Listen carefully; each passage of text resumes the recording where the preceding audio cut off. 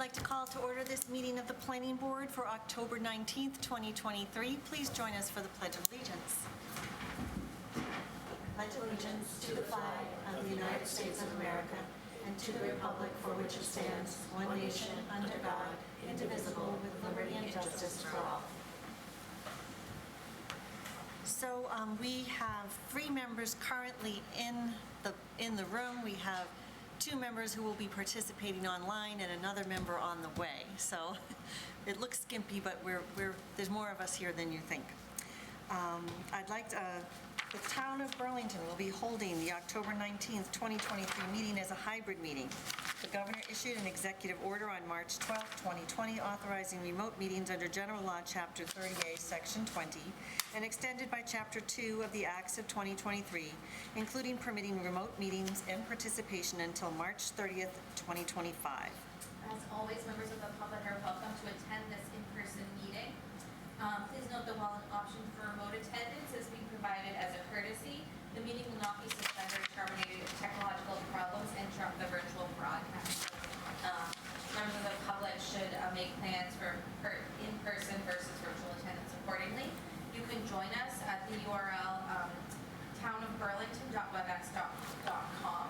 Our meeting number is 2333-138-1011, and then you can join us by phone at 617-315-0704. Members of the public looking to participate, please raise your hand online, and staff will send you a request to unmute at the appropriate time. The meeting is being broadcast on Government BCAT, Government Channel 999 on Comcast, RCI Channel 15, and Verizon 41. We're streamed on Facebook Live via the BCAT Government Facebook page. And Madam Chair, we need to take a roll call. So I'm gonna call roll. To open the meeting? Open the meeting. Chairman LaRue. Yes. Sutherland. Yes. Pavino. Here. Gaffney. Yes. So we have 4 members here right now. Okay. Thank you. We have one item that is being continued off the agenda for tonight. May I have a motion, please?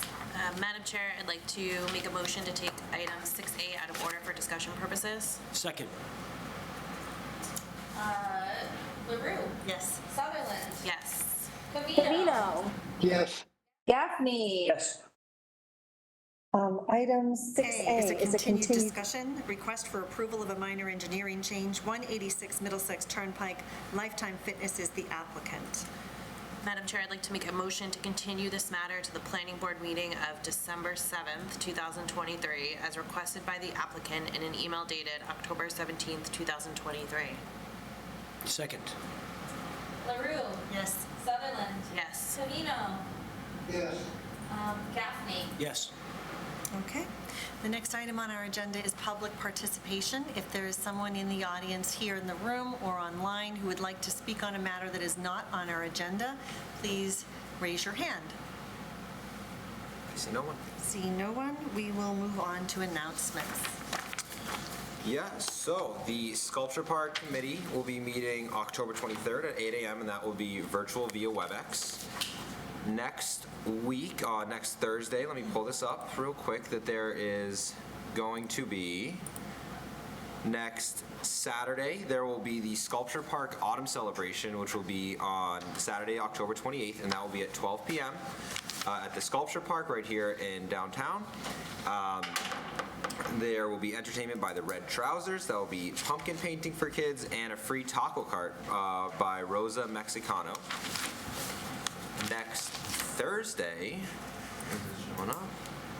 there will be a Middlesex 3 event that's happening right here at Grandview Farm, and it's all about the town of Burlington. So this will begin at 9 a.m. with networking event, and then 9:30 will be the beginning of the program.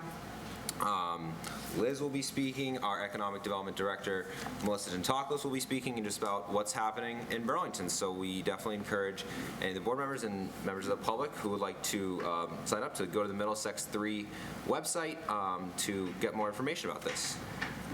Next, we have Townwide Shred Day, which I took a picture of this as you walk into Town Hall, that this is happening October 28th, and it begins at 9 a.m. and it goes until noon. But they will shred until noon or until the truck is full. And so this is for Burlington residents only. An ID will be required, and there's a 2-box limit per car. Finally, we have the Halloween Spooktacular and Candy Crane Drop that also is happening October 28th, very packed day here, from 2:30 to 7 p.m., and that's at Simons Park. Again, that's going to be Burlington residents only, and pre-registration is required, and you can find that on the Parks and Recreation Department website. Okay, thank you. Do any other members have additional announcements? Okay. Then we are going to move on to administrative items. Our first item is item B, a discussion, request for approval of a minor engineering change. 24th Avenue, Nordblom Management Company is the applicant. And please come forward and join us at the table and state your names for the record, please.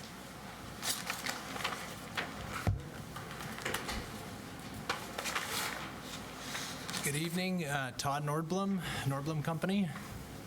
Chris Dalen, Nordblom Company. Thank you. Would you like to give us an overview of what you're here about?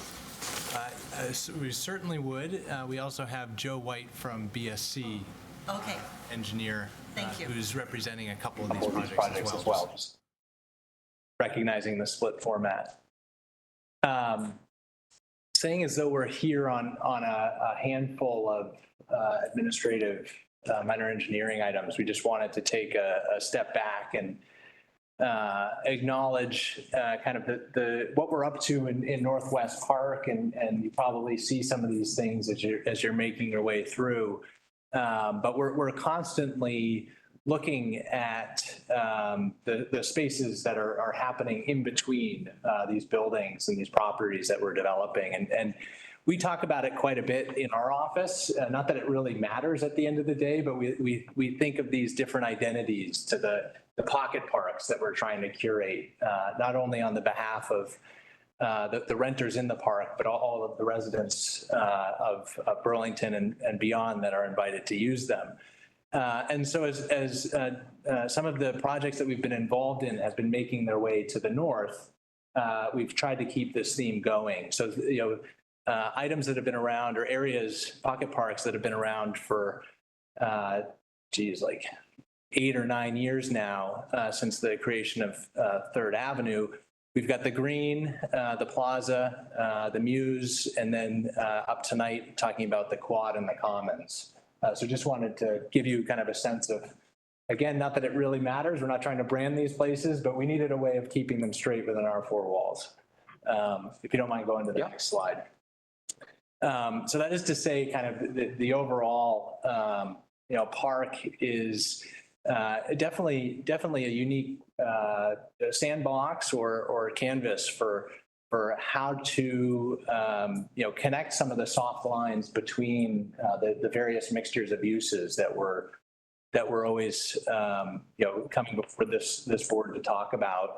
And so we took a step back again, and there's over 4 miles of sidewalks in Northwest Park. Similarly, and this is not counting Blue Sky, but we're the theme of some of the wooded walking trails. We've started that and hope to be back in front of you in coming seasons and years to be advancing that as well. Knowing that's near and dear to my heart.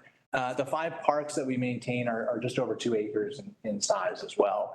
And I think that if there's a theme kind of going forward, it's really the programming that's going to make the next generation of mixed use environments. And so acknowledging that this is largely 3rd Avenue driven, which is where the energy of the park from a retail and pedestrian perspective is meant to be.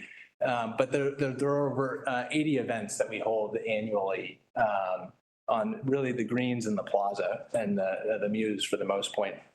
And that's no small part for Chris and his team managing the various things. But it's to take a step back that the stakeholders, while they may be kind of different groups, kind of all share in the same common interest. If we can do a good job, our residents will be happy, our renters will be happy, and we certainly hope that town of Burlington residents who are always welcome and invited will be happy with what we're trying to create here. So just to tie some themes together that we talk about quite often and may not, just driving around on ground level may not be as obvious. So here to talk about 24th Avenue. And as I was driving over here tonight, realized that the last time I was in front of this board was in my guest bedroom in the winter of 2021, permitting the 4th Avenue apartment building. It's been, as some of the board members know from conversations, it's been quite the journey to get here. And could not be more thrilled to share that we opened our doors to the first occupants last Sunday, a very prompt, about 4.5 months after when we expected to. Building a building in a COVID environment and all the supply chain and really labor supply chain issues that come along with it was no small task.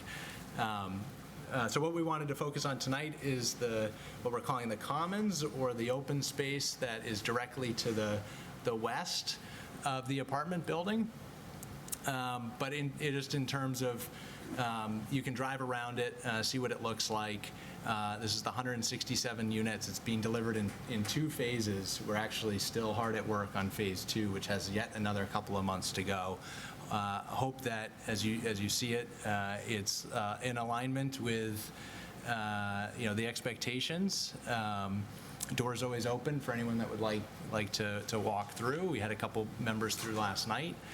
And that's just to also recognize that, through the support of this board specifically, there was a lot of jobs that were created through this. At our peak, we had over 150 workers in the building at a time. And you can kind of forget that, what happened on paper in 2 dimensions here 2 years ago, all of a sudden is fast forward is standing there in front of us. So I think we've got a couple of pictures on the inside, then I promise we'll focus on the matter at hand. If you don't mind jumping forward. Just to, again, contact me or walk into the building anytime. Our staff would be happy to give you a tour. In terms of our lease up, we're still very early stage, but I can definitely share that there's been an overwhelming interest in the affordable component here. As you'll remember, 14% of the building is affordable, or 23 of its total units. There were over 700 applications for those.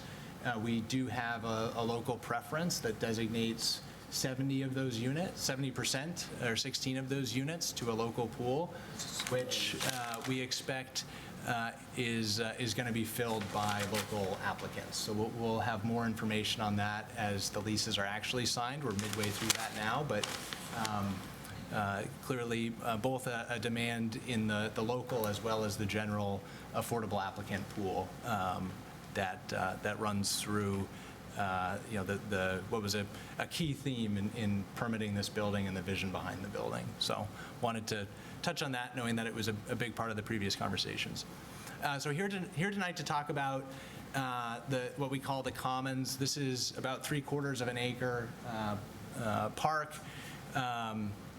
And here for minor engineering change, there were some adjustments to sidewalks, in part for topography, also in part for really interest and user experience as they hopefully use this the way we anticipate.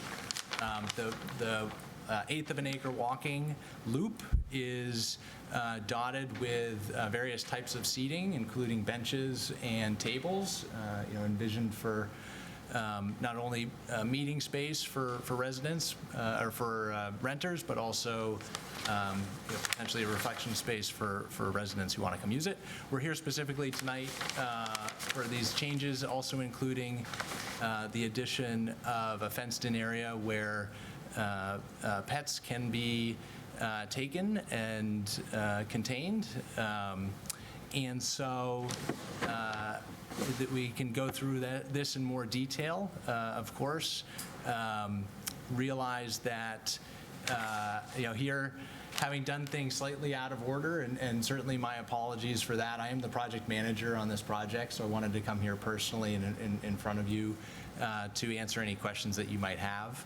I can assure you that it was done with the best of intentions. It was also something that is very much going to be fully open to the public and for use for anybody who wants to come use it. So if you go forward a slide. Just to give you more of a visual representation, some of the details here have changed, but if you click on the next slide, you'll see the location of the fence and a dog or pet park. And then the next slide contains the various engineering changes that we're specifically proposing for consideration. Okay. Did anyone else on your team want to add anything? Or I'll leave it to Joe if you want to fill in the airwaves more, but. Yeah, I think that was, just for the record, good evening, everyone. My name is Joe White, as Todd mentioned, from BSC Group, civil engineer. And I think that was a pretty good summary that, kind of summarized the intent and what the changes were out there. Included in the application package, we kind of listed out some of the technical aspects of the dog park. I don't need to list them all, but I'm happy to answer any questions on them if there's any from the board. But yeah, I think that was a pretty good summary. So I think we'd be open to any questions at this time. thank you. Staff, did you want to add anything?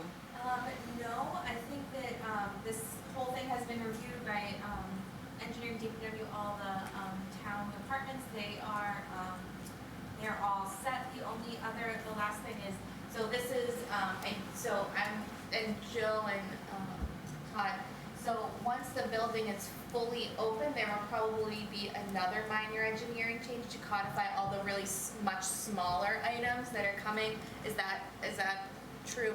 Absolutely Okay. correct. Yes. Perfect. That's exactly what we would expect on a project like this. So it's straightforward. So Okay. that's all I have, Madam Chair.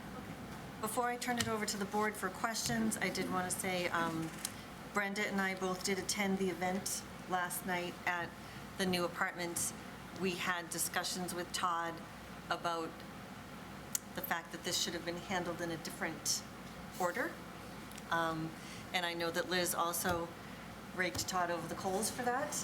So I Can want you explain what you mean by different order? the dog park is pretty much built but not open to the public, and they should have come to us prior. Oh, This is a real picture here. This is oh, that's already the on the real, ground. oh. Yeah, so Yes. here's, Zoom in on the dog park? yeah. Right, so as they're doing that, we had this discussion because it was done in the wrong order. So Todd and his team are aware and have offered their apologies and their assurances that this would not happen in this order again, that they would be more mindful of our process and make sure they come to us before that. In addition, Todd has agreed to keep it closed until this board makes a decision about the park itself, and has offered as well, if the board is not happy with this, that he would remove it. But, we'll see what everyone thinks after we have the discussion. Okay? Just one quick question. Before. Yes. Can you guys resend, I think they have some people, members that have a problem getting on. Okay. I will Problem send getting her. on the I'll link. send her. Resend the link, I think. I don't know. I'll Thank you, send her Joe. the link. Thank you. So while we're waiting for Tony Ann to come on, any members that have questions or comments? Bill, please go Couple. ahead. So with the comment, I think the applicant said, and with all good intentions, that it was a little bit upside down. What kind of good intentions were planned to have it done before you came to the board? I'm not. Yeah, no, it's, look, it's certainly not something that we had, tried to skate by. We're 7-decade-plus members of the community as well. So the intention here is we're always trying to evolve and advance the public offerings that we have in the park. Where the miscommunication happened, which I take full responsibility for, is that the addition of the fence and the wood chips and an additional tie-in to the sprinkler, we interpreted wrongly as a minor engineering change that, in our experience, we would pull together in the final submission. So as we uncovered this, and Liz and Caleb were very proactive as soon as they learned about it, that we needed to split it out. This park has never been open to any resident or anyone otherwise. It will remain that way until this board makes its decision. And, I won't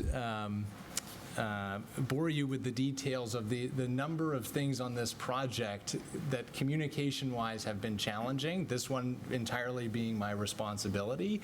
I'm just glad that we're talking about a dog park that we want to make available to the general public, and that everything else has gone more or less according to plan, so. I could understand that. It's not a structure, probably figuring out it's an open space, really. Space, just, A fence and some chips.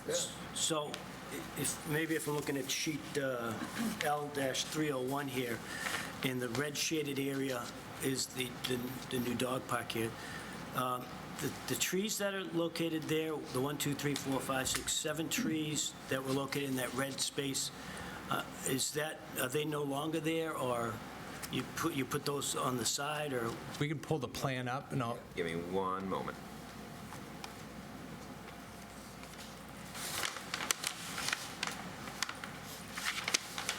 We ended up relocating, Joe will remember, but at least 12, I remember 14 trees that were scattered across the eastern portion of the site that were not going to survive construction. And I don't believe that any count was reduced in order to site this dog park. So I think all the material is still within the confines. Sheet L-301. L-301. Should be the third one in my Third one? packet. Okay. That helps. Yes, and I would just add to that, those trees shown on the sheet here that you're pointing out were proposed trees. Those weren't existing trees that were removed under the dog park area. So those weren't existing trees in the dog park. Those were part of the original site plan that were proposed over there. And there were how many? A quick count, I see 8 Yes, That's down. 8, in about this, 8 in there. this area right here. There were no I'll confirm this, but to my knowledge, there were no trees that were removed to make room. I understand. And that anything that was shown as planting material was dispersed throughout the park. There's been no credit that we've taken for the elimination of any plant species. 8 trees that were planned for that space have been relocated elsewhere. And we'll confirm, the contractor owes them to us. We'll confirm that has happened, and if it hasn't happened, we'll make it happen. They can be on the final plan. Yeah. To do the, yeah. Plan it, might be changed. Go ahead. Thank you, Madam Chair. That's all I have. That's all? Anybody else? I have a question. Yes.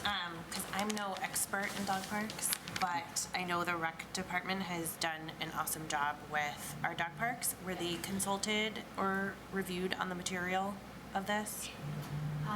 No, well, they are usually, so as far as the site plan, the plan review. Well, more like, I'm curious about the wood chips. I can actually answer this, and the irony of me coming before you here is that I have no pets and have no intention of ever having a pet. But apparently there is a different wood chip for pets that is more refined and less sharp and safer on their feet and paws or whatever. And doesn't like conduct heat. I don't know about the heat. I remember there being an abrasive concern on it. I'd be happy to, through the staff, get the spec on what. Okay. It's light wood chips, there's nothing dark. Okay. I think she makes a good, she makes a good point, because there's specific material. We actually had a conversation with the Rec Commission the other day with regard to the dog grass that was into the entrance of that. So there's expertise. There really is. Within Burlington that you may have helped you if you had actually recommended. So yeah, maybe communication with the rec department still, because you may want to rethink that based on what their inputs and experiences and the dog park that they put together. And the dog park's been up, what, a couple of years now? Oh, longer than that. So The one this- at Vahanas? Yeah, so there's been some, learnings from that. Yeah. That whether the wood chips or the specific dog grass to the entrance, and things like that, so. As a dog lover myself, I will say, my dog is no longer with us, but I've taken him to many dog parks, and I actually prefer the wood chips to the gravel, because he would cut his feet sometimes on the gravel. Yeah. I was just curious of the exact type of material. And then, yeah, I would be curious about the trees, because it would be nice to have, and I know I'd seen you had some trees planted like around it, but just allow for some shaded space in there. Dogwood? Jokes. But otherwise, that was my main question. Ernie and Tony Ann, do either of you have any questions? Question. All set, Madam Chairman, thank you. Okay. All right, I don't see any other hands raised. This is not a public hearing, but I'm going to ask anyway if there's anyone in the audience who wanted to make a comment or ask a question. Seeing none, I think we are ready to move on.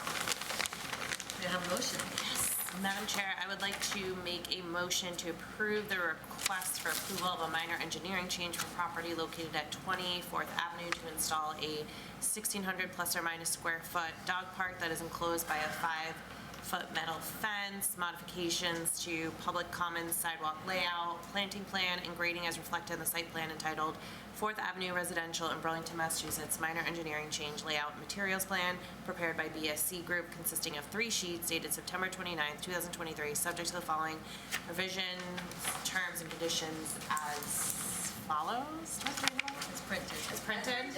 Is printed. Second. No, you don't have to read them all. Do I have a second? Second. Joe seconded? Perfect. Roll. Chairman LaRue? Yes. Sutherland? Yes. Covino? Yes. Impemba? Yes. Santola? Yes. Yasi? Yes. Okay, thank you. You can stay in your seat because our next item is a discussion request for approval of a minor engineering change 23 4th Avenue. Nordblom Management Company is the applicant.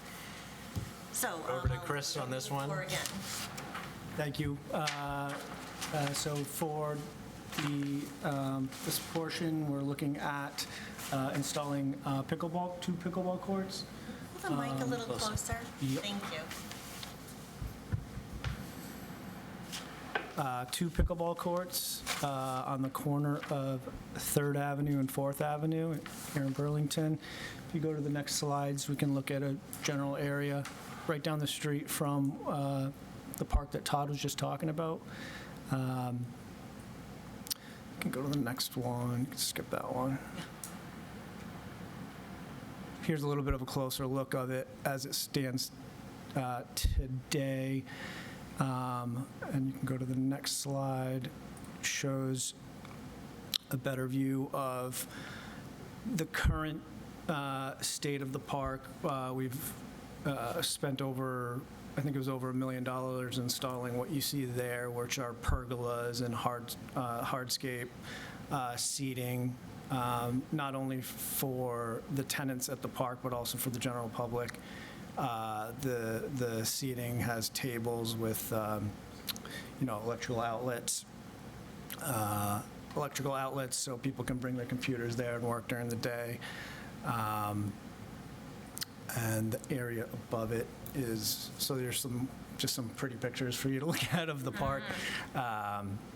Basically what it looks like today. We take our work very seriously. Let's see.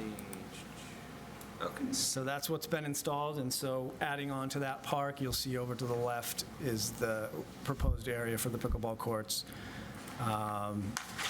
2 side by side. Let's see. Yeah, so you can go to the next slide. This is a sort of a rendering of what it will look like once installed. The next slide will have a little bit more detail. So essentially it'll have I believe it was a 4 or 5 foot high black chain link fence surrounding it, which is the line in red around the pickleball courts.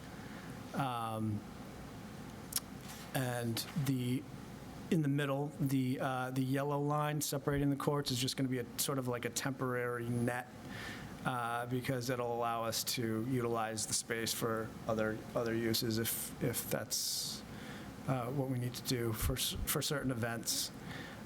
This space will be open, along with the rest of the quad, will be open to the public. There will be times where the tenants will have the ability to reserve the space, both the amenity space and the pickleball court for certain events, tenant events, they can reserve the space, but that's usually just during the week. So the rest of the time, at nights and on weekends, the public is free to use it. There's a little more detail we can get into, or, it's just general updates to landscaping around there. The court surface are 10 by 10 recyclable plastic tiles, with the grid designed to allow for drainage. We were not planning to do any lighting for the court. We figure in the summertime, it's light until about 8:30, so, people don't really want to play pickleball past that point in time. But you can go to the next slide. Yeah, that just shows the court surface. And that's the last slide here is just the drainage plan for so it's concrete underneath the plastic grids that you just saw. So the water flows off to the side into a drainage plan. Okay, thank you. Staff, do you have any comments? I don't.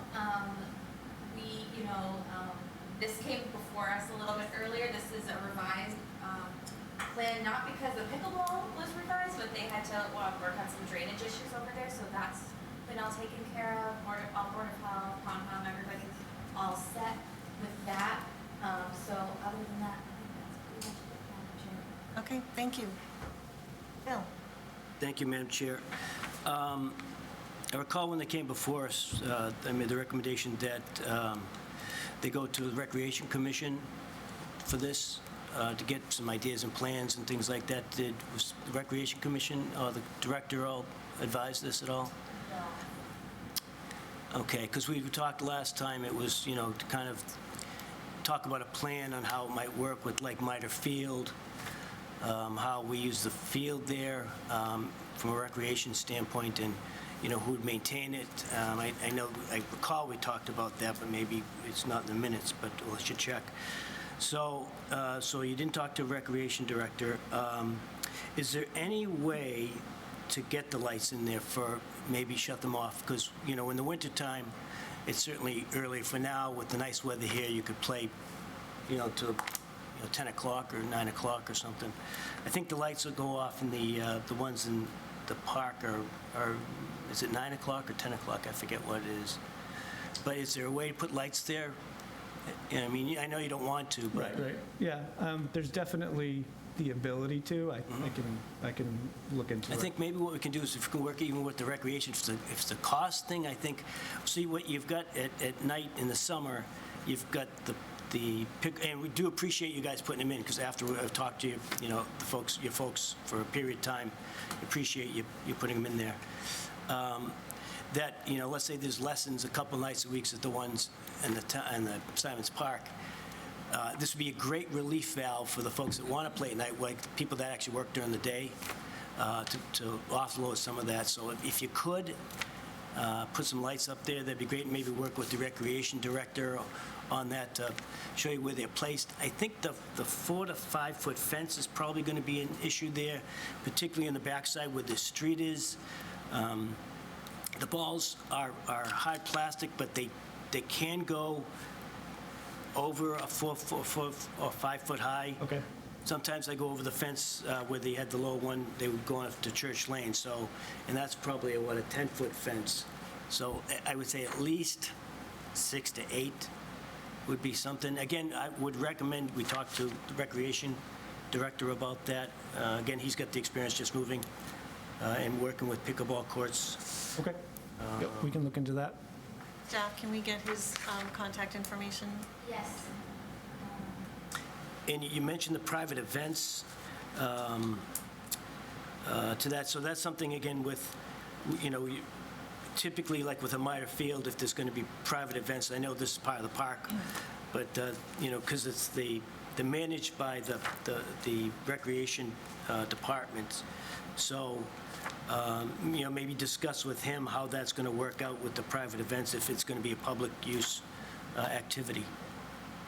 Again, I thought this would all been, would work with the recreation department with regard to upkeep and timing and things like that, but, Now, Bill, your question is putting a question in my head. I was not thinking of this as part of the town's responsibility, or that they would be scheduling anything in this space. I Right. considered it open to the public, but not under the control of the town, because it's private property. Am I missing something? yeah, well, I thought it might be, and when we talked last time, I think it was different people here, but it would be, check with the director to see how it would work out, right? Maybe something similar to Meyer, which is private property, but there's a park on it, right? And it's scheduled per the recreation commission, just like any field or park or use. So if this is different, let's just kind of get the rules of engagement there, right? And that's, I think, is probably lacking here. And again, private events on something that's a private property, but if it's managed by the Recreation Commission, then private events, they do that, I think, occasionally. But I understand if it's a tenant thing, then you want to, it's a different scenario, but, and how does that manage and get communicated? So I think just rules of engagement would be proper, I think, in a case like this. And trust me, we really appreciate it. And, we've discussed it many, many times with some other folks from your company. So it's really great. And I know everyone in town's excited about it. People have been talking to me about it. And I go, where'd you hear about it? Well, just the one meeting we had here with that 5-minute conversation on it, it was quite a buzz. So I can kind of speak to this and what I talked to Brendan about. So Okay, I so you did have. speak to Brendan when we were talking about them putting the pickleball court at Blue Sky Drive. And so he was aware of that, and I did kind of reach out and say, like, how would you manage this? How would you, and so I didn't necessarily hear back on how that would Well, happen. that's completely private. We understood that was, oh, well, no, this is open to the public. It's open to the public, yes. So the one at think Blue Sky Drive was not going is all tenant only, so no public is allowed there. Completely different. So one question that might help is would there be a way for the public to reserve, There's no reservation system, period, except closed for private events, which are sporadic at best. Yeah, that's all we have at the moment, right, exactly. So maybe just a discussion with Brendan on this different model would be, I think, advantageous. And then have that written down, maybe we can put it, I don't know if we put in the decision, but, or maybe say there's some sort of mutually agreed upon guidelines of rules of engagement on who uses it and when, and private events and things like that. It's a little different than what we currently have for parks on private property, open to the public. Because of the private event thing, I don't know if Mitres ever used that field for private events. So I also am not super familiar with how the Miter Field Right. is done. Did Miter gift the field to the town, or they maintain it? I and don't know. how does it work? I think it's still, so that's something to I think they follow up. still own it. They still own it, yeah, so follow up with Brendan on that one, so. I'd appreciate the opportunity to put the lights up there. I think that'd really help out as a relief valve. As it gains in popularity, I think it's probably gained even more since the last time we had it proposing it. Yep. Look into the lights, definitely. Thank you, Madam Chair. I think that's enough. Joe? No, I'm good. I think it sounds good. Ernie or Tony Ann, any questions about the pickleball? Happy to have it. I get one comment, Madam Chair, if I could. And I think it would be apropos to maybe put something in the decision where the planning board would like Nordblum to communicate with our recreation department, but I don't want to put anything in the decision that keeps the person from using their private property the way they want to. Maybe that's a little sharp, but that's especially if they're willing to open it to the public when it's not reserved for private events and things like that. I understand where Bill's coming from. And I know there's a great, excuse me, need and want for additional pickleball courts, but I think it should be primarily the landowner's decision on how his property gets used, unless it's somewhere or another mandated that it's different. That's just my comment. Thanks. Thank you, Ernie. Is there Anyone anyone in in the audience? either in the room or online, who would like to make a comment on this matter? Seeing no one. Staff, do you feel comfortable that you can put something into the decision about just coordinating with the Recreation Department? Just kind of like a reach out. But I just want to confirm, so are lights okay? Is that, I don't think it'll be a problem. okay? Yeah. Okay, so as long as everybody's agreed on that, Right. I have to add that to the decision, but, And then I would assume you can have posted hours and you can turn the lights off and shut it down when Exactly. you want. Yep. On timer, yep. And you don't want people playing there at all hours of the night. Right. So I'm not sure so how would you put into the decision that they have to coordinate with the recreation? I think it's more of a suggestion that they reach out to the Yeah, I mean- Recreation Department and have a conversation and work together. The lights will be written into the decision. Yeah, so the other piece won't be written into the decision about the recreation, because that More would. of a suggestion, I would. That would can we just say put we it. strongly Suggest. encourage? You can put planning staff suggests, Yes. blah, blah, blah, versus. Whether it's in the mandates. decision or not, we hear your suggestion and we'll follow up. We will. Okay, Okay. all right, thank you. May I have a motion? Madam Chair, I would like to make a motion to approve the request for approval of a minor engineering change for property located at 23 4th Avenue to install 2 new pickleball courts with an existing outdoor amenity park space and park area and replace previous trees on site with 13 shade trees as reflected in the site plan entitled Northwest Park Amenity Space 23 4th Avenue, Burlington, Massachusetts, prepared by Michael D'Angelo Landscape Architecture LLC, consisting of one sheet dated January 27, 2023, subject to the following provisions, terms, and conditions as amended. Chairman LaRue? Yes. Second. Oh, sorry. Chairman LaRue? Yes. Sutherland? Yes. Covino? Yes. Impemba? Yes. Natola? Yes. Gaffney? Yes. All right. Okay, one more. One more, all right, sorry to be. Item D is a discussion request for approval of a minor engineering change, 25 Blue Sky Drive. Northland Management Company is the applicant. Take it away. All right, we'll be even faster with this one. So at Blue Sky, you can see the progress going up on 25 and 27. This minor engineering change is specifically, that campus does not have any compact spaces. And so we're asking to do a restriping project. It would have a net add of 45 spaces to the entire campus, which is about 3% of the overall parking ratio. And some of that would be on the 25-27 development site. What we are finding specifically is that while these spaces are not currently being occupied on a day-to-day basis by the tenants that we have commercially, every tenant, including the 2 high-profile ones that are going to be moving into the life science building, are hyper-focused on parking, and that ability to convince their employee to drive to the office, to have a convenient place to park at the office, to have a nice amenity base within the office, to have the desk or comfortable interior fit out there. It's all part of the offering. So we're trying to get ahead of this, quite frankly, and we're surprised to find that there are no compact spaces, which is atypical. And so it would be a reordering without any adjustment to the amount or percentage of pervious area on the site. Just restriping. Just restriping. Okay. Staff, anything to add?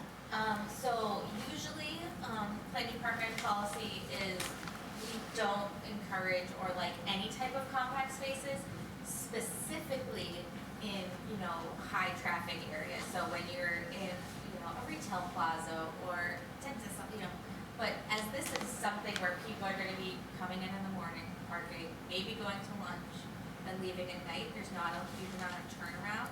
So in this instance, I'm weighing, the environmental impacts of more impervious surface versus striping.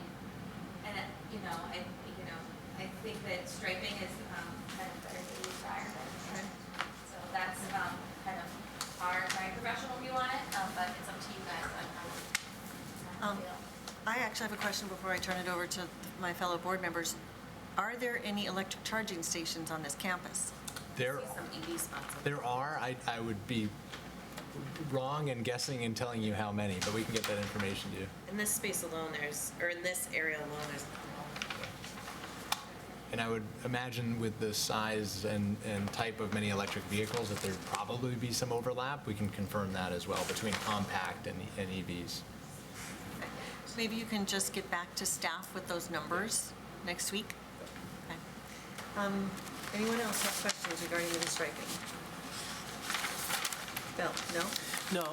No, just looking at the plans, I thought it was all going to be compact, but it's going to be some, where I'm in a similar place where there's people stay and maybe go to lunch. The cars are all big there. The cars aren't getting smaller as we would have hoped many years ago. I just see a lot of compact spaces, but I'm not sure what they'll buy. I mean, everyone's still buying pretty big cars, so you just have a ton of them, and I think you're probably going to get in trouble with people every other space because they're not going to be able to squeeze them in, but, that's just my thought. You make them EV charging stations, right now, they're smaller, but who knows for moving forward.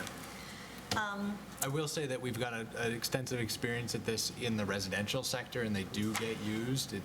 To Liz's point, when you have people, when they go to the office or when they go to their apartment, they park in the same space. And when you get used to it, that's when they work. It's when it's in, the shopping mall's parking lot where people, tend to get creative in the wrong types of ways. So. Ernie and Tony, do either of you have a comment on this matter? All set, thank you. No, I'm all set with that. I was just thinking though, but if more cars though are SUVs, is that going to fit in the compact space? Well, they're not all compact spaces. Okay. So if I could just add one thing, this is Joe White again from BSC Group. It is a mix. We went through an exercise looking at these plans on where we could add some compact spaces and where we could reduce some other spaces down to 8.5 feet wide, which I understand in Burlington, the standard space size is 9 feet.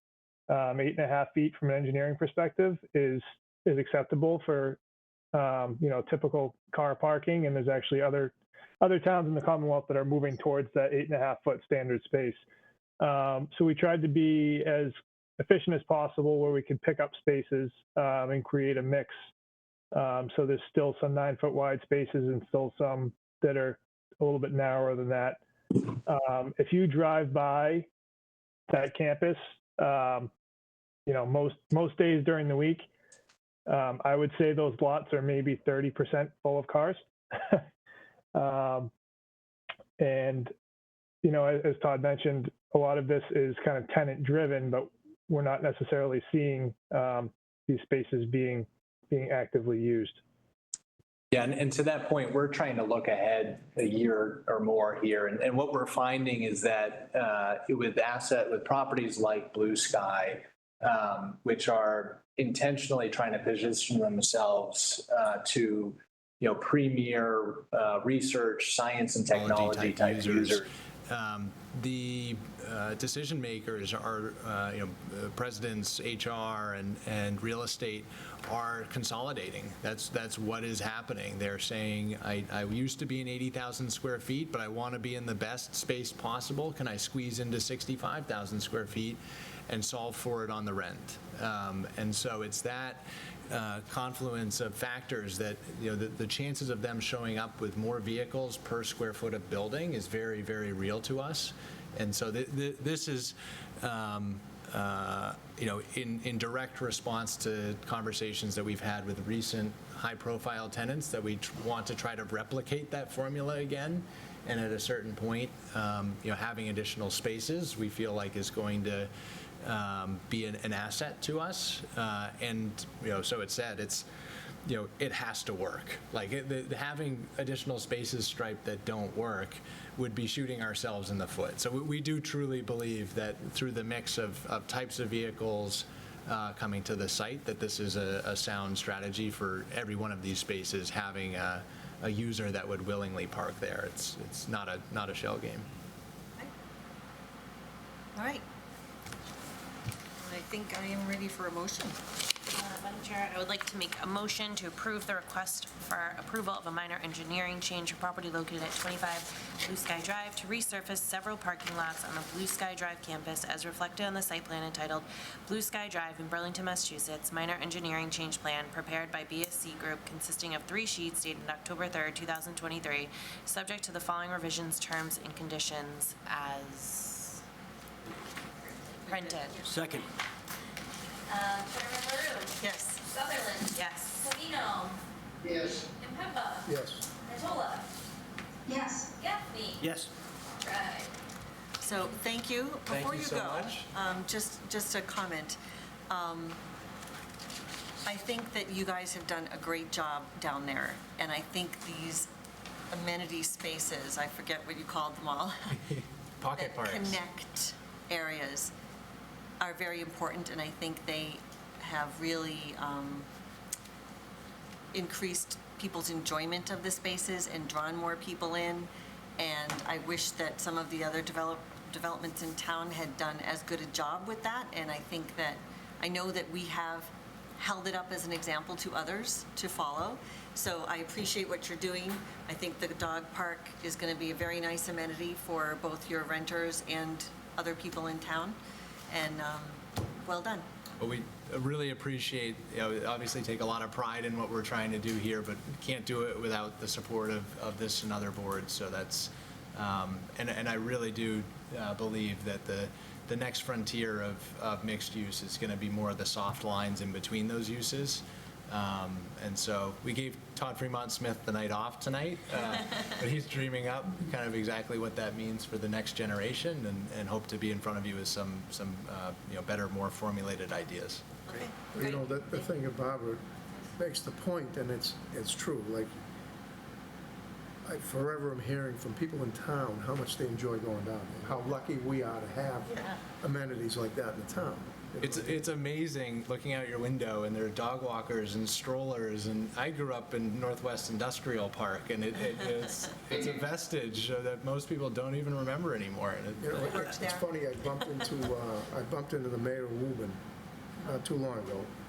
We've known each other for years, but I bumped into him and I said, we're trying, because I've been working on the downtown, trying to get a lot of restaurants and bring things to the downtown, and I said, Scott, I said, you guys you've done it right in your downtown. You have these phenomenal restaurants, mom and pops and whatnot. He looked at me, he literally looked at me, he goes, are you kidding? I said, what do you mean? He goes, Burlington is the envy of every city and town in Massachusetts. And that's why these projects like Third Ave, these projects have made it. He goes, literally, you're the envy of every city and town, and that with the restaurants and the amenities you guys have down in these areas. So that's coming from a mayor of another, Madam Chair, I would second that. I work at a place that's got people that live all over the place, and absolutely when I mention up in Burlington, they go, you got it all, right? And particularly, thanks to you guys for putting that all together. They say, we go up there, it's got all these amenities, we're checking out the music that goes on, and the kids are running around. It's really an asset to the town, and thank you for that. But we look forward to it, continuing to improve it with your help, so. Great, Appreciate it. thank you. Thank you. And soon we're going to have our art walk, right? Yes. Oh, there's an installation with another one on the way, and I don't want to take their thunder, so. Okay, all right, Hear we'll do more. it another time. Thank you. Thank you. Thank you. Okay, moving on to matters of appointment. Our first matter is item 7A. I would like a motion, please. Madam Chair, I'd like to make a motion to take items 7A, 7B, and 7C together for discussion purposes. Second. Chairman LaRue? Yes. Sutherland? Yes. Savino? Yes. Impemba? Yes. Mottola? Yes. Gaffney? Yes. Okay, item 7A is a public hearing, application for approval of a special permit pursuant to 4.3.2.22 drive-through of the zoning bylaws, 36 Cambridge Street, Salem 5 Bank LLC is the applicant. Item 7B is a public hearing, application for approval of a special permit pursuant to 4.4.1.11, discharges from man-made structures to the wetlands of the zoning bylaws, 36 Cambridge Street, Salem 5 Bank LLC is the applicant. And item C is a public hearing, application for approval of a site plan, 36 Cambridge Street, Salem 5 Bank LLC is the applicant. Welcome, and please state your names for the record. Good evening, Madam Chair. For the record, Attorney Mark Vaughn, here tonight representing Salem 5 Bank in connection with the applications that you so ably read into the record there. Thank you. With me is Matt Bombasi, who's a civil engineer with Bowler, the engineering firm of record for the project, and also John Kosinski, who is Vice President of Facilities for Salem 5 Bank, joining us here this evening as well. So we're pleased to be before you in connection with this application for a property that I'm sure that you drive by fairly often. It's located at 36 Cambridge Street. It is in front of the Eaton's Burlington Crossroads Shopping Center.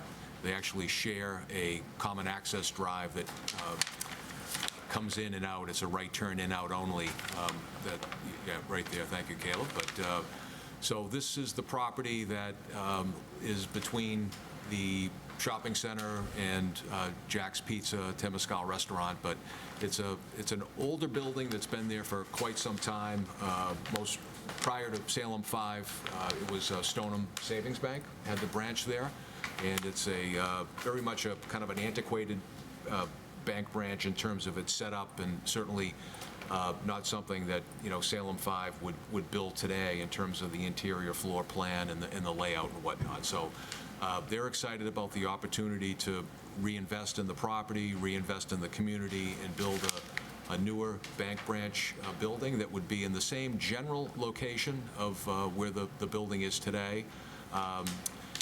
Currently, the building has 3 drive-through lanes in the rear of the building.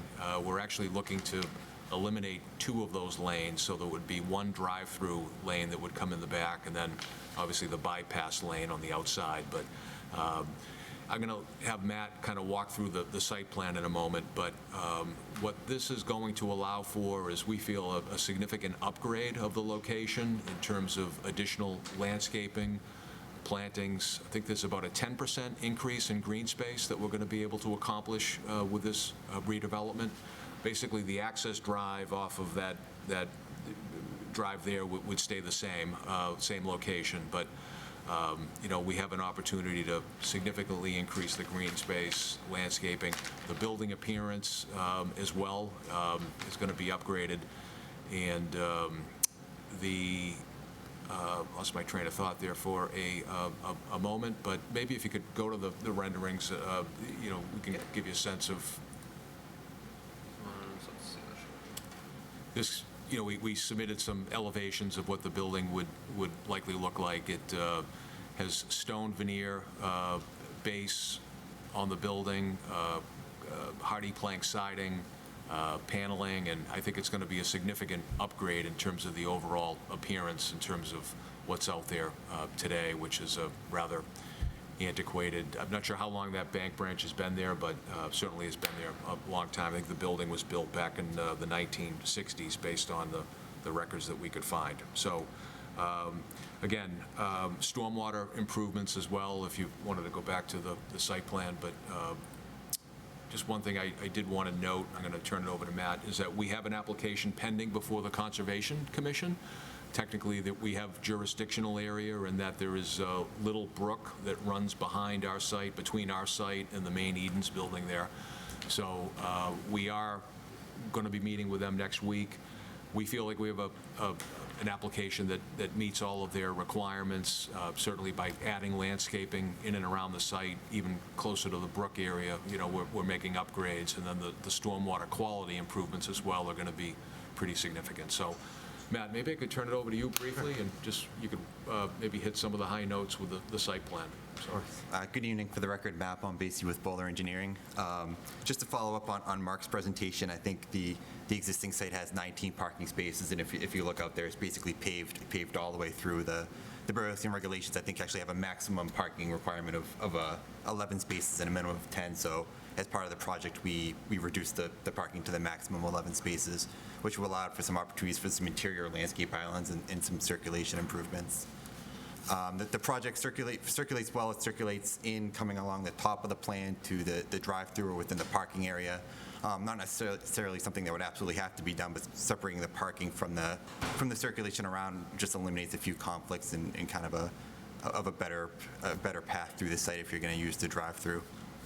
A couple items that aren't really apparent, but if you see along the south of the plan, there's a 20-foot wide sewer easement that cuts along the frontage and then angles up and to the right through the site, and there's also a 15-foot drainage easement that angles kind of along the right side of the plan. So the building sits more or less where it does existing, and we were able to fit it inside those easement constraints.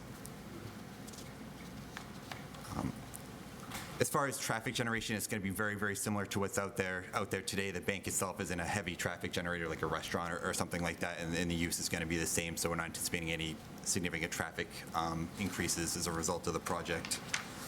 As Mark noted, the project does decrease the impervious area by about 2,600 square feet.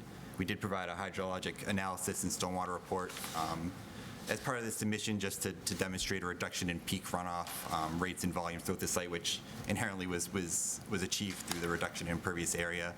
We are proposing a couple new deep sump catch basins to collect runoff, where we're adding some additional curbing and interior landscape islands, and then also where we were able to keep existing catch basins, we included some grass swales and grass settling areas at those existing catch basins.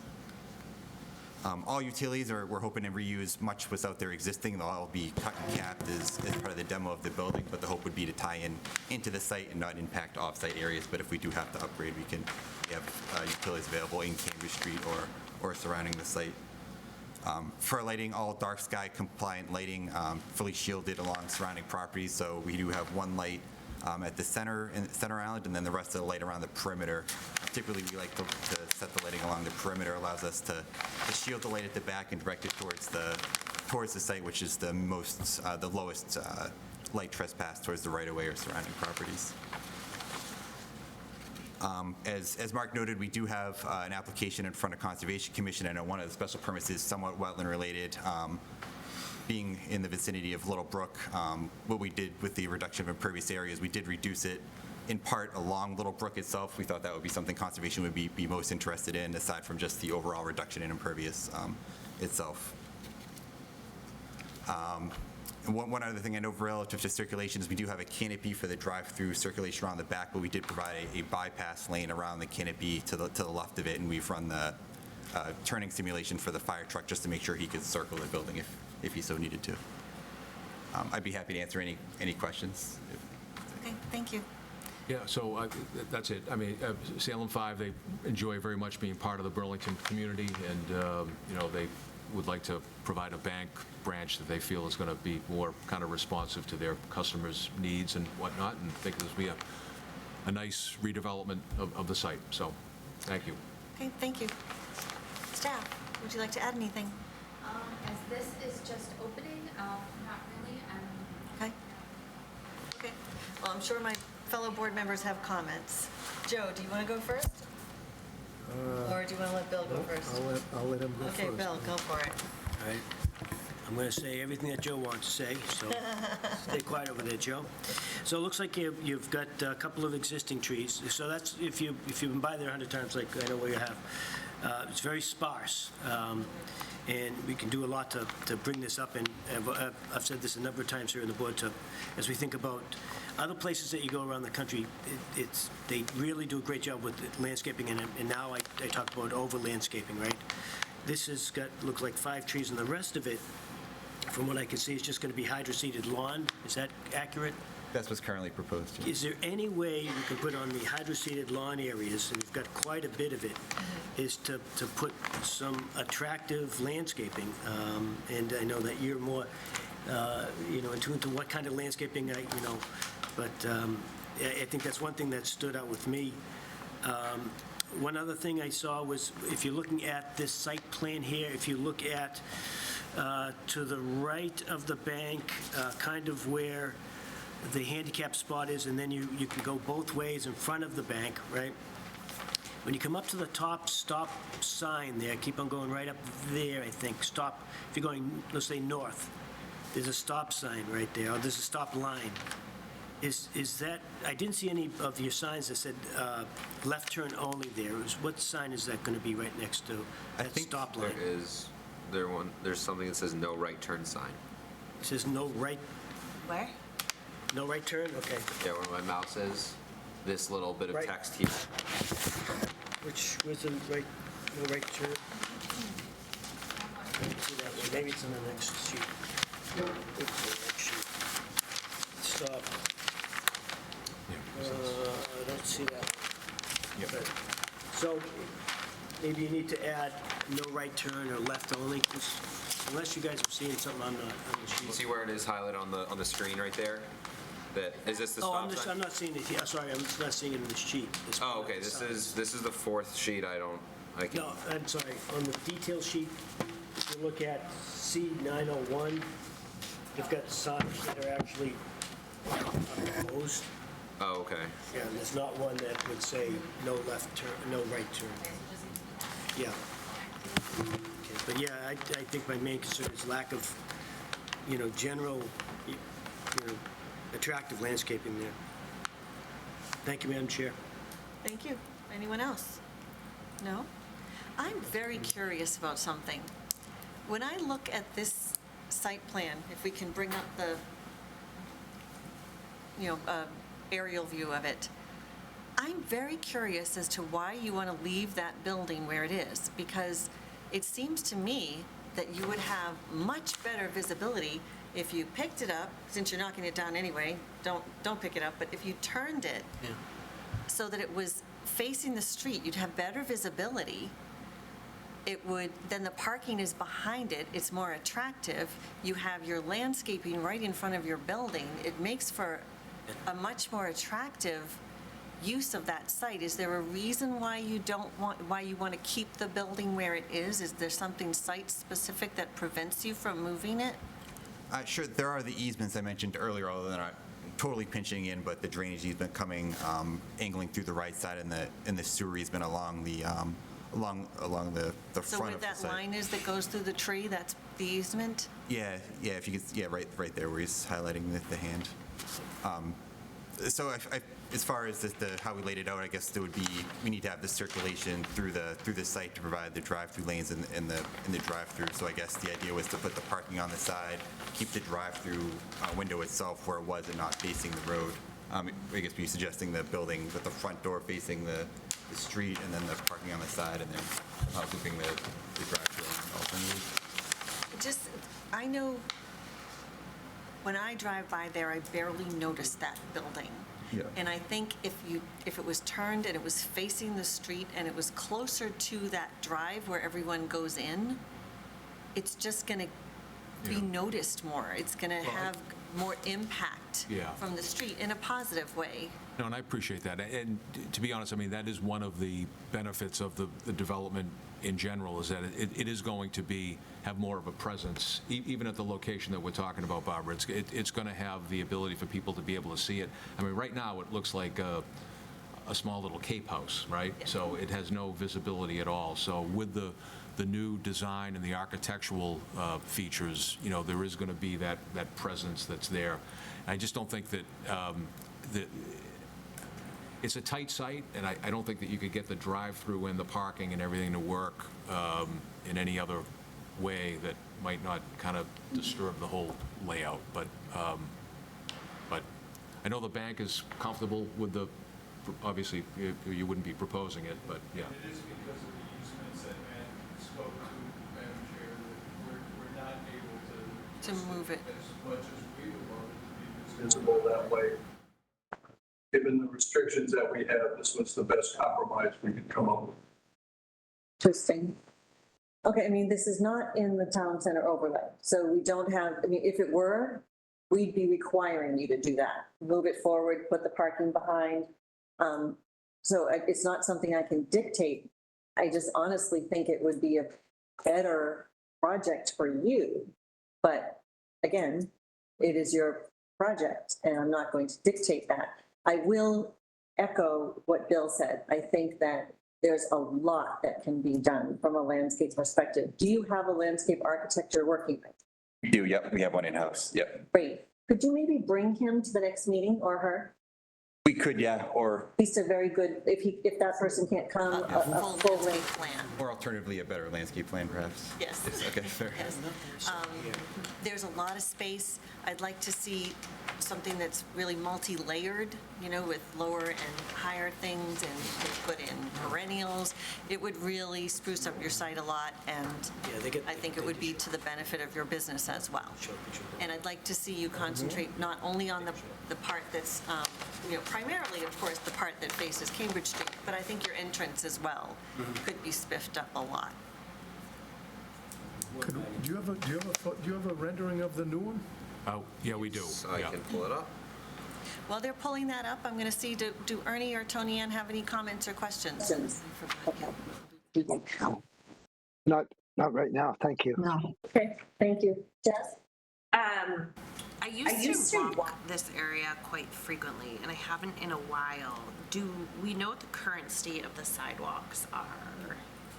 I was wondering that as well, but I had not voiced it yet. Have we, so they're bit, Yeah, that's the sidewalk along Cambridge, obviously in front of our site there. So, I mean, it's in relatively decent shape. I think it's consistent with the sidewalk system that continues Well, down. I think the other half is like newer. I think if you, see like right there. Oh, yeah.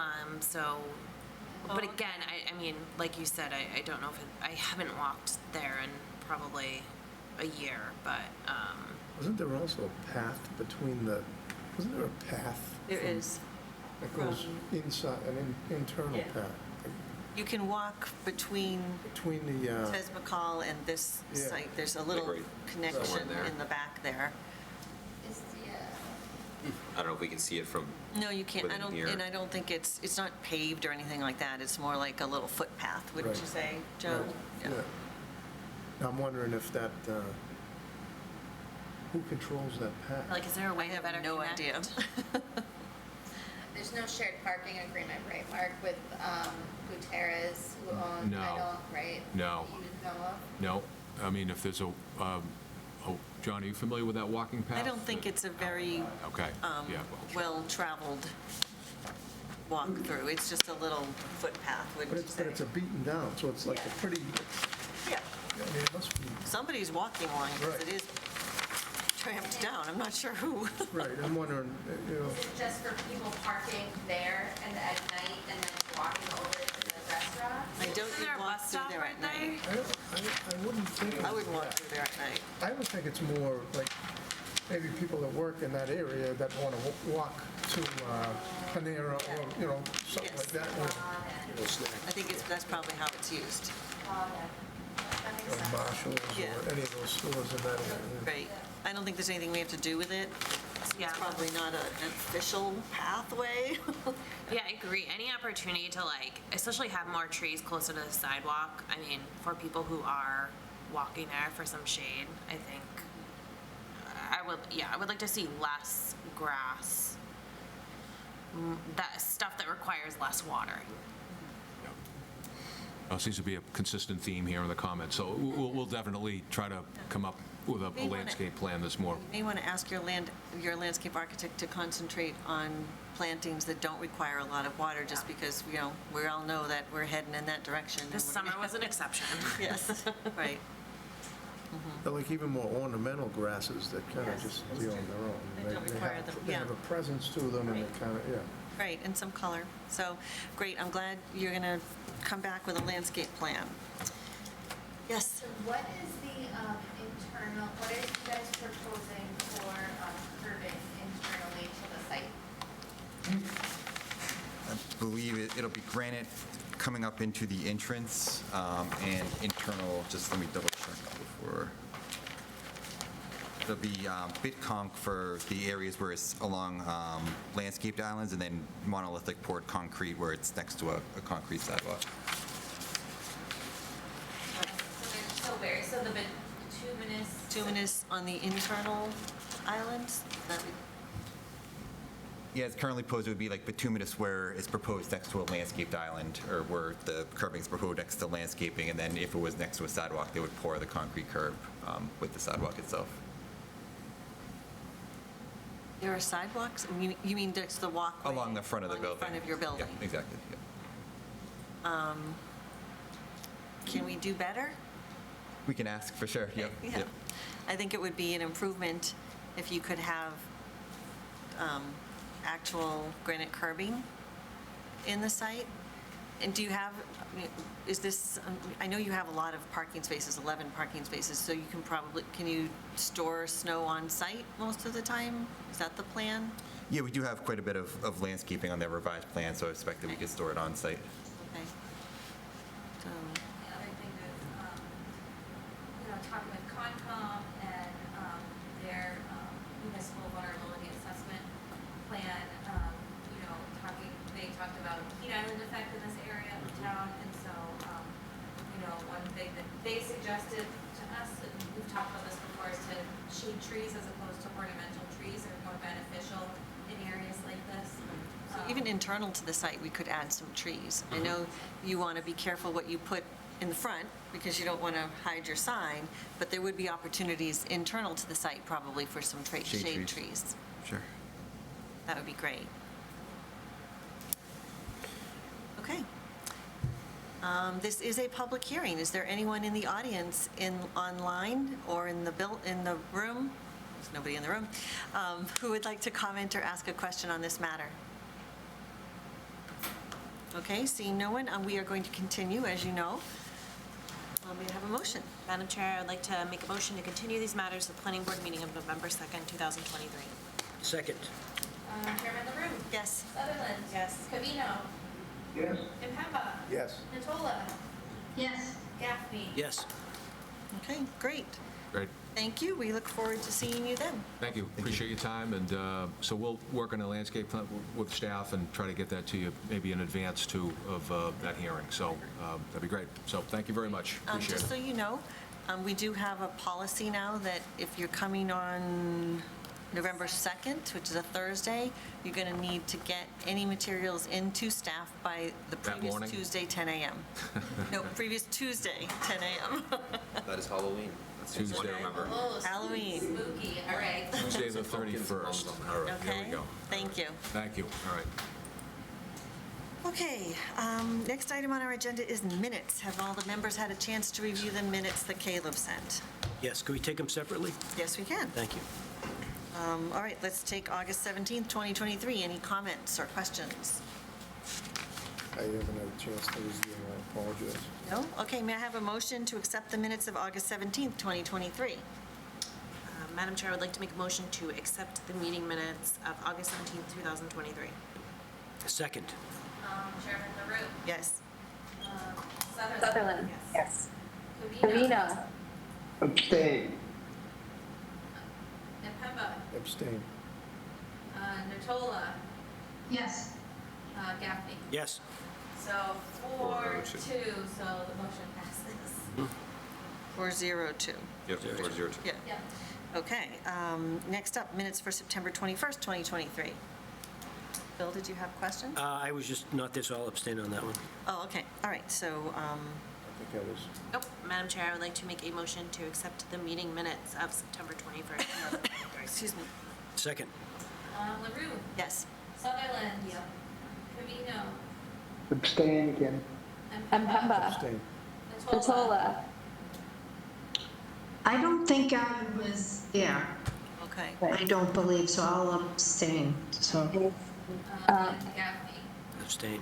so can we accept them if we have 2 in favor and 4 abstentions? I don't believe so. Okay, so let's Perhaps we just continue this to the next meeting. Yeah. see what you have to do there. May I have a motion? Well, we don't need a motion.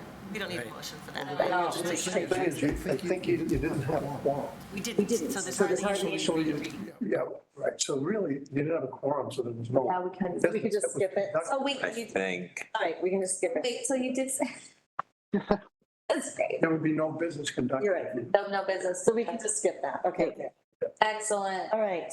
Other matters. Our first discussion matter The is the 2024 calendar, has everyone had a chance to look it over, and does anyone have any questions or concerns? Tony, I know there's one date you can't make it. Thank you for letting us know in advance. I also had emailed Liz about the February 15th one that I cannot make. Okay. With one member down, and that's That's okay. okay. The only other kind of, not concerned, but just to make note of, is the April 18th meeting is happening over April vacation week Okay. for school-aged children. Is the February one April vacation? It is not. No, we're just leaving early. Okay, so the April vacation one, Two of our members, probably. But you think April's going to be okay for you? I don't have any plans right now. Okay. We'll deal with it if it comes up, but I think we can probably vote on the calendar as is. Sound Sure, good? absolutely. Okay. Yep. Motion? Motion to accept the, Go ahead. Sorry, Joe. Motion made to approve the 2024 meeting schedule. Second. Chairman LaRue. Yes. Sutherland. Yes. Covino. Yes. Impemba. Yes. Nicola. Yes. Gaffney. Yes. Okay. All right. We have some bylaw amendments to discuss that are due really soon for January. Liz? So things that I'm currently working on, I just had a meeting today with town council regarding updating our wireless communications facilities bylaw in the zoning bylaw because it doesn't meet access requirements. So we want to make sure that it meets all of that. So we just had a meeting on that. We've swapped some comments back and forth, some edits, and so I'm going to be putting in a placeholder for those on the 24th. Parking space requirements. So looking at updating our parking requirements to match the ITE standards. So that's the Institute of Traffic Engineers standards. So they spend all day counting cars and parking lots. So they have all the data. So, keeping up with trends. That's something I'm looking at. I know that we've talked about a middle housing definition for town center just to get us set up for that. Yes, what I had asked Liz to start working on is a new definition for what I'm calling middle housing. We can come up with a better name. In response to the need in town for housing that is different from what we have. We have a lot of large-scale apartments, we have a lot of single-family homes. We don't have a lot of those middle things like townhouses, two families, things like that. And I'd like to create that definition and bring it to January town meeting so that we can then discuss where it would make sense for things like that, possibly as part of MBTA communities, but in all likelihood, that might not meet the requirement of MBTA communities because they want 15 units per acre. But there are a number of places in town where we probably could benefit from having that type of housing. And I don't want to bring it, we don't have time to do all of it at once, but I'd like to at least introduce the concept and the definition in January. So I'm hoping we can discuss that at meetings in November. Okay? And if anybody has ideas for a better name than middle housing, let me know. It's a good name, it's not, Okay. Yeah, the other thing that they're talking about in the planning world is gentle density. gentle density, I like it. Gentle density. That's another term they're using. So that would be like your 8 to 10 units per, okay. Yeah. Okay. So another buzzword for you guys. So the last thing is there might be something, there's nothing official, but fitness center uses. So in our bylaw, the definition of a fitness center is a facility that has to be under 5,000 square feet because we didn't want huge fitness centers going into the town center. But that precludes fitness centers from every other BG parcel in town. And so I've talked to Melissa Tantopoulos about this, and thinking about how to, there might be a proponent coming that would want to propose this to town meeting, and so we're kind of Something like Lifetime, but not in a PDD. not in a PDD, yeah. And maybe not even to the scale of Lifetime, but, something else. Okay. So that's just kind of one of those quirky things in our bylaw that, Okay. so, and I think so, following. Ready for January? Well, we have to put, we're gonna have placeholders. Placeholders, yeah. Placeholders. Okay. So, Bill, I know you have reached out, you gave me a really good list early on. School buses at the mall, I did talk to Mark Chappelle. He disagrees with 4327, and I think that he is going to look into that. And then I'm talking to him about that shed, the salt shed. One thing is, they had just put a pile there. And I think it's salt for the parking lot when they salt in the wintertime for the parking lot. Concom wanted it contained because for environmental reasons. And so I kind of want to figure out how to do So that. did we allow it? I mean, was it on any plan, or was it Well, minor I mean, engineering it's a change? so that's what I need to figure out. Is it a temporary structure because it's only there half the year for when snow is in town? How do you know what I mean? Like, how do you? Where is it? It's right I next, thought they right dealt with it in the past. It's never been there before. right next to school buses, the row of school buses they have there to the Let's left. ask them how they've dealt with their salt, where they The mall kept it in the parking lot. past. They got like a, it's, It was actually out by the district, like way back. oh, way back I there. wonder if Then we never saw it, yeah. Maybe. Oh, I bet it was over there. Because that's where the district puts all their equipment for snow handling and all that. Nobody sees it. So they're putting salt in that area? Well, the problem is, I don't know if it's salt. It's probably not specifically salt. It's Yeah, because I whatever it would is, imagine in that area. we couldn't put a salt shed over near the DPW because the runoff would go into the, That's what I'm saying, that's all Vine Brook. that's all Vine Brook, so I'm just surprised that somebody approved that. It's a pile of something, but we don't know if it's salt. Let's find out. Yeah, We'll but I mean, find out. but I guess my thing is, wouldn't that need to be approved? But you're saying it's a temporary, wouldn't even that be? No. Okay. I don't know. I'm speculating. This So- is all speculation. I'm going to follow up with him on that. So back to the school buses. So the building inspector doesn't agree with 4327, or who said it 4327 applied? Was that the mall? I looked at 4327. Problem being, buses are not an accessory use to the mall. Right, and so the building inspector said that it is? No, it did not. Who says it is then? I had originally thought it was. It's not, That's oh, why I okay. said this The mall didn't say that, nobody said that, okay. This section is saying it has to be an accessory to the mall. Right. Yeah, and buses are not an accessory use. So according to this, they're not allowed there. Okay. So this is a building department matter, building inspector Yes, matter. and I've spoken with Mark on it. Okay. Yes, he's aware and he's. Is Burlington paying the mall to store them there? They're not Burlington buses, I don't think. They're not? No, they're, I checked, they're called NRT, which the closest place I could see was North Reading. Well, that's where it probably is located, but NRT buses go.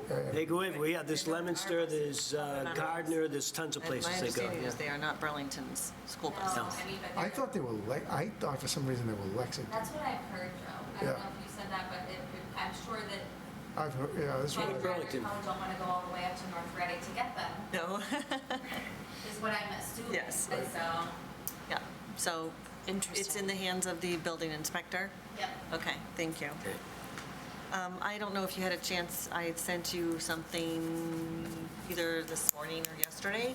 I wanted to ask you, it's not urgent, to take a look at the landscape plan for the electric substation. I thought they were supposed to be putting some nice landscaping there on that hill, and there's nothing there. It looks terrible. Yeah, We can bring There's like that up. one spindly little tree. It looks awful. it does look, Yes. it looks worse than it did before. Yeah. Yeah. So I think we had a landscape plan for that hill, and I think now it's high time they actually fulfilled that. Yes, But we have to wait till spring, though. Probably now, yes. So, okay, we do not have any other correspondence or, subcommittees. We have some subcommittee assignments that we need to complete. I have been told unofficially that Joe Impemba is eager to be the Board of Appeals subcommittee. I will, I Great. wouldn't say eager, but I will check the Board of Appeals. Willing, how's that, willing? Thank you. Do we need to vote on that, or we don't need to vote on it? That's, No. Okay, so Joe's on Board of Appeals. I heard, Tony Ann, you have volunteered for land use? Yep. Thank you so much. That's wonderful. Both of you, thank you. I appreciate very much. Does anyone have any new business they would like to bring forward at this time? Joe?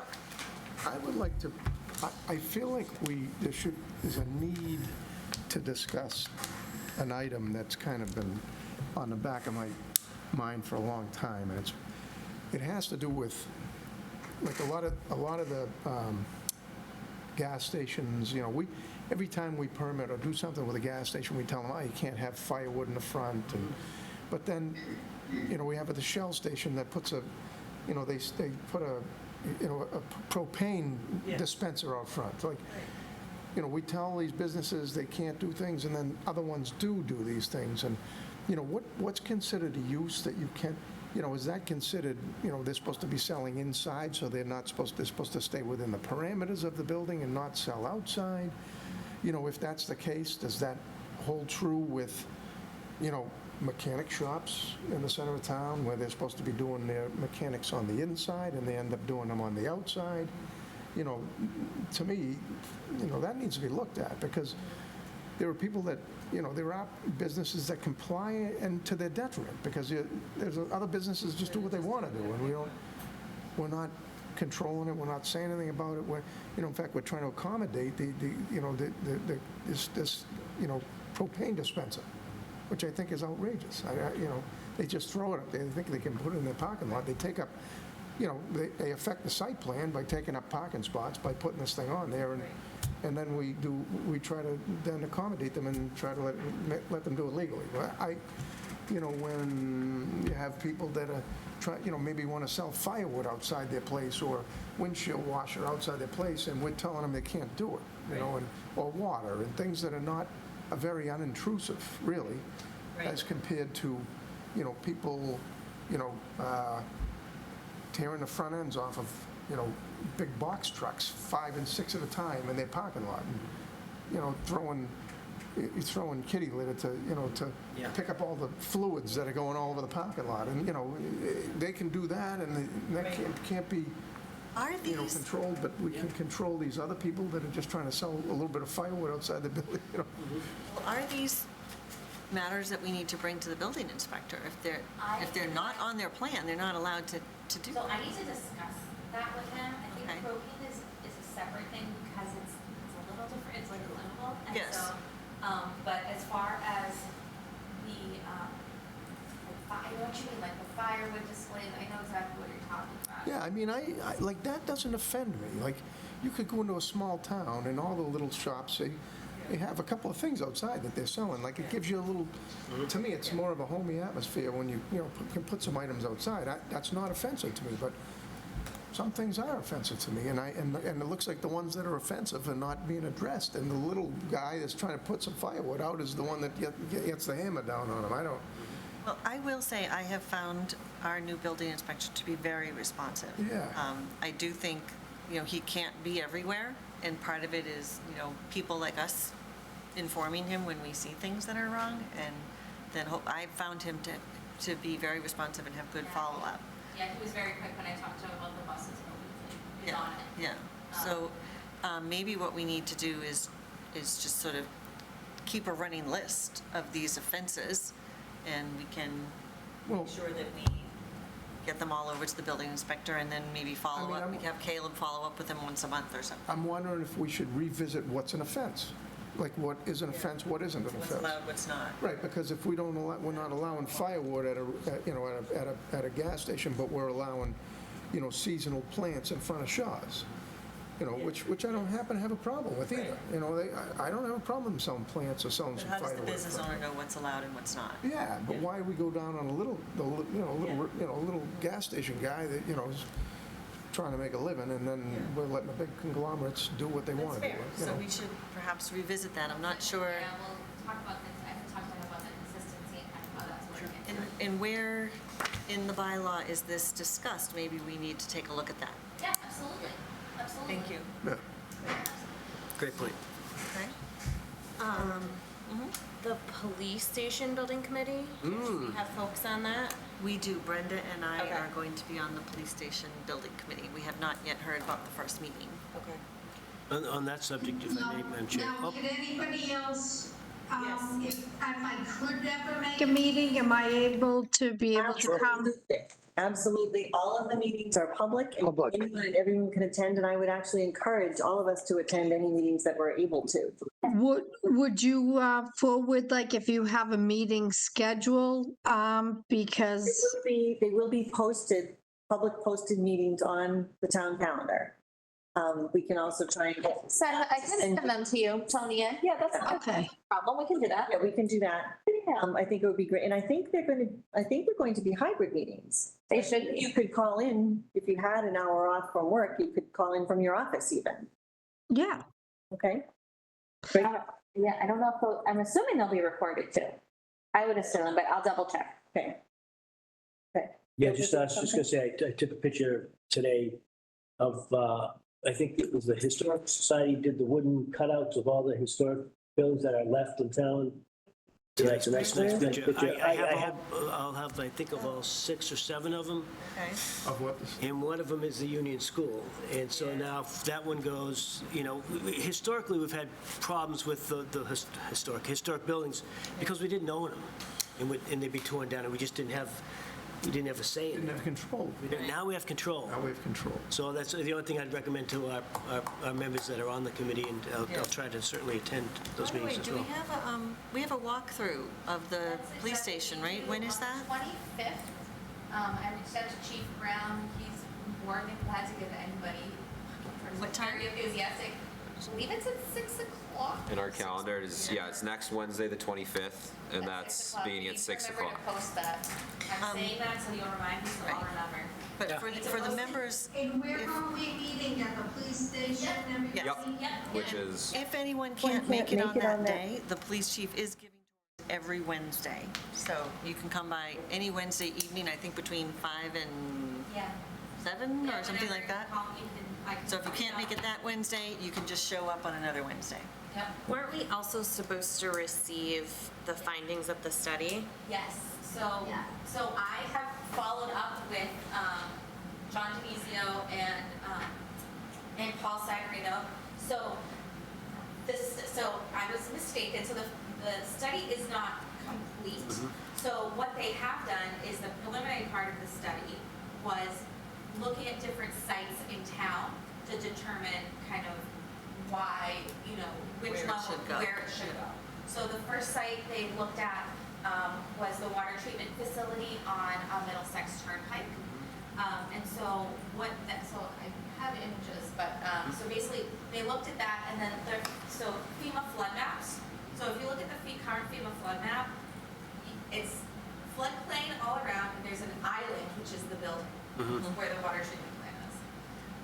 The newest FEMA flood maps that have not gone into effect but are anticipated to come into effect. March 24, March right? 24, the whole area is floodplain. So not really a site that would be amenable to a police station. The other site that they looked at, Well, let me back up for a second. So it's not amenable because they're changing the flood maps? because the area might It's going flood. to be in a floodplain. Well, it doesn't mean it's going to flood any more than it floods now. That just means that they're expanding the floodplain so they can get more premiums from people that don't actually need the flood insurance. They're trying to raise money is what they're trying to do. Actually, as someone who lives really close to there, I can tell you it's flooding more than it used to. Well, does it flood? I mean, we have a facility there. Is it flooded in the facility? I'll bet it does. Well, we would know that. I mean, we wouldn't, in other words, if that's the case, then that's the reason. It shouldn't be because they're changing the Also- flood maps. Well, the other thing too, though, to keep in mind is that building would not, the police station would be much larger than the building that's there right Yeah. now. Well, I happen to be honest with you, I think that's probably not a good, Yeah. it's on one side, it's not. Yes, it's not centrally It's not a located. good location, right? That's what I would say is more of a reason than the fact that they're Yeah. changing floodplain. But again, I apologize. I interrupted, but because I'm curious to know what the other sites that they had looked at were. So let me get myself to it here. So the other site is actually town land. Land that's kind of behind Mount Hope and kind of adjacent to the fire station. Fire station? Not the fire station, sorry, the high school. The high school. High school. And so, let me share. That town-owned property? It's town-owned property. It's actually the same parcel as the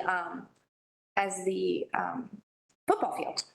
The practice field. That's Yeah. the practice field, right? So it's right here. Yep. Orient me, like what's, So this is Cambridge Street. This is so at the top is Kinder. Mount Hope is to the left. And where's my mouse? I'm scrolling down so you can see this is the drive, the bottom is the driveway to the high school. Yep. And so this site, it's really wet. It's not great. The baseball.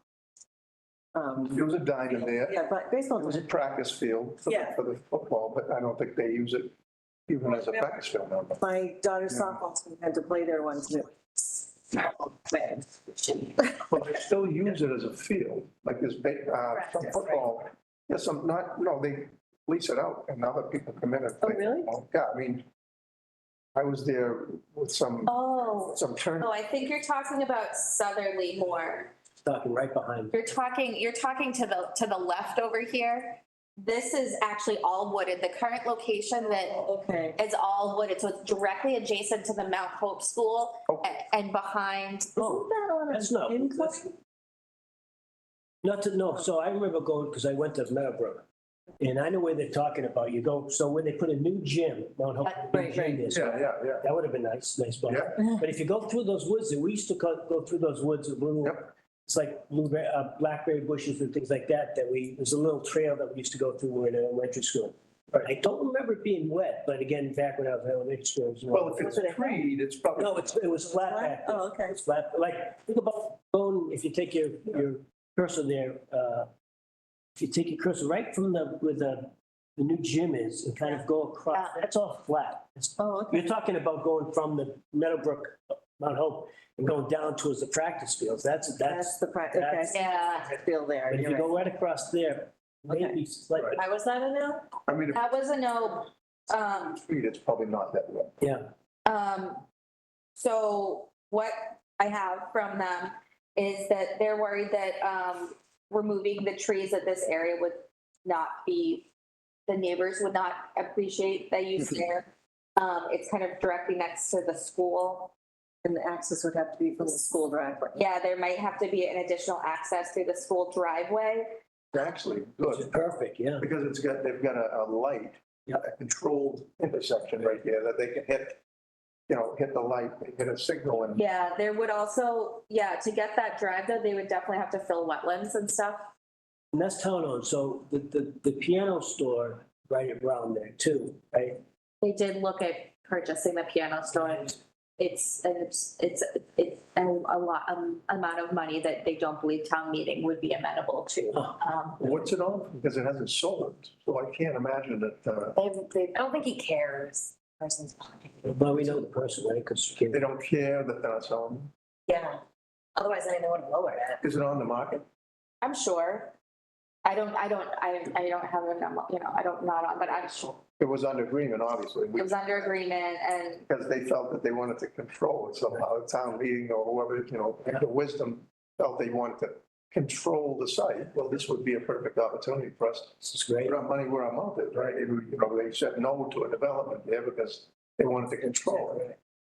I mean, to me, that site right there would accommodate, we've always talked about a town pool, recreation, police station, town facilities right in the center of your town. It's perfect. I mean, I feel like the town really should be looking. I think there was a study done, so we should get the actual study and read it. I've been trying to. I've been trying. They did something, we should see what Right. they did. Yeah. I'm saying that they may have a study within a certain realm, but my thing is this. How many times are they telling us they're bursting at the seams with our recreation department and the council and they being in the same building? Right. The recreations always wanted to have a town pool. Yeah. They always wanted to have their own facility with a pool and court, courts and things like that. I mean, here we got a big parcel of property in Sound. So maybe we should be looking for a place that there's growth, It's big you know, enough somewhere to, that we'd call it, Some other thing, Spread out. not necessarily the police station, but it could have some other municipal use. So, I'm You think saying it the could police fit station both? and municipal. Oh, no. Look at the building in front, that whole building in front and all the stuff in the back. That's a big site. Yeah, I think if I were to look at this, and I don't know if the people that are, that's looking at these places are residents or not, I know the town employees, but I would say part of that criteria, as they look at these things, and it's one of the criteria is to, keep the union school, right? That's Should keep be the a union priority. school. Should be a I priority. want the police station, or the What would safety. you do, building, what would you do with it, Phil? Find them, right? So you could probably do something else, but we just didn't. What I see is long-term visions of saying, oh, if we needed that, we should probably done police station and fire station together like other towns. No public safety building. Right, public safety building. Then you can work around and put, You need to then you project. put recreation over the fence. And so you look at a bigger picture. You need some place that's gonna accommodate the growth, because at some point, you're probably, both of them gonna be antiquated, and you're gonna be wanting a public safety building, which is where But as much as a towns are going. requirement is one of the things is save the union school. You don't say, we're gonna take Right. that plot and Saving tear the it down. union school, though, it comes along with, I mean, I love old buildings. I do. I love historical old buildings. I'm gonna go to this walkthrough because I've been told that it should be condemned and. Didn't they just spend What it $250,000 on a shooting range a couple of years ago on a condemned building? Probably millions of dollars of repair work, that's what I'm hearing, that would need to be done to save it and to make it usable. I'd love to see a quote from like an actual historic preservation Yeah. company. I don't know if they have that. I don't know. So, Okay, anyway, thank you. It's just. let's try and go to the police walkthrough. Yep. And let's try and get the feasibility It's a study. Wednesday. I know that Chief Brown and Paul Cyberino did go to the Historic Commission Okay, yesterday. okay. I got this third hand from Assistant Town Administrator John Denizio. He said that they seem to be okay with it. Really? That's what Okay. he said. I'm going to confirm that. We'll read the minutes or watch the Pretty Cat, but I don't know. That he seemed to think that he didn't hear that it went absolutely, So the Historic Commission wanted to save a broken-down, dilapidated house down by the mall on Lexington Street. In the worst way, they wanted to save that, but this historic building that we've had as our schools from the time this town was In town center. in the town center, on the common, And they next to the also most historic building and field in the town of Burlington. And they're okay with it? Yeah, so I think we need, I got a hard time believing that. I don't really believe that.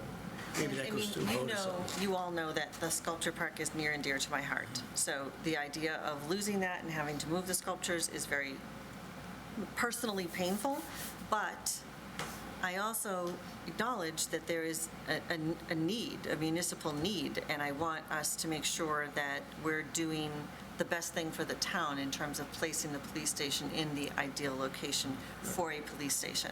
So there's a lot of factors. You know what, because we're going to end up going there, and that's not a fair place to go, because I think we all are sensitive to the fact that the police need a facility. Yes. You know, but we're also grew up in a town. We should be able to do both, and we should be able to be very aware. If you went into a town that values their history, it would never happen, right? I mean, and you're talking to the guy who actually initiated the whole, acquisition of the Grandview Farm, because it would have been a shame to knock that down, and the field, that historic field right next to it, to see that gone. Well, now we're looking at that, right? I mean, after we did, it was years and years and years that we ran a campaign, and the people in town said, no, we want to save that site. So, I know you're on the committee, when I was thinking about this, and I said, okay, where else do we have a good place, right? That is underutilized, and you've got fields behind Center School. We'll call it, what do you call it? What's that building? Human Services Services Building, yeah. right? And so you've got fields back there, and, part of the rec commission, they'll say, oh, we need the fields back there. And, okay, maybe you do, maybe you don't. To put maybe again, another town facility building there, police station in front, whether you want to, I'm okay with knocking down Center School, you know? I would be more okay with knocking that down. No, But that's to be not- honest with you, I would be even okay with if they put the police station in the back. Yep. In the field in the back. Like, in other words, we got We got plenty, other not places just where two it can sides, go, yeah, but we need to. rather than, messing with our town common and our whole center of town, that, to me, you put every effort and energy into preserving the history of your town. You've got the most character, beautiful right? center of town that Beautiful. you can imagine anywhere. And you start changing these buildings one at a time and taking them down. Next thing you know, there won't be any Burlington that existed years ago. And that's just, I agree with you. I think It the is a other thing, responsibility that I we don't think should- this is part of what the police team was considering, but at the same time, they're going to be building a new police station. They're going to be building at least 1 or 2 or possibly 3 new schools and there's these enormous capital projects that are coming up, and I think it might be very difficult to secure funding from town meeting to save that building. well, they're also talking about moving the Pine Glen maybe over to Fox Hill. Well, there's the Pine Glen. That'd be another great site for a police station. And I thought about that. I've been informed that that would still be school-controlled property that the town doesn't actually own, like the town can't.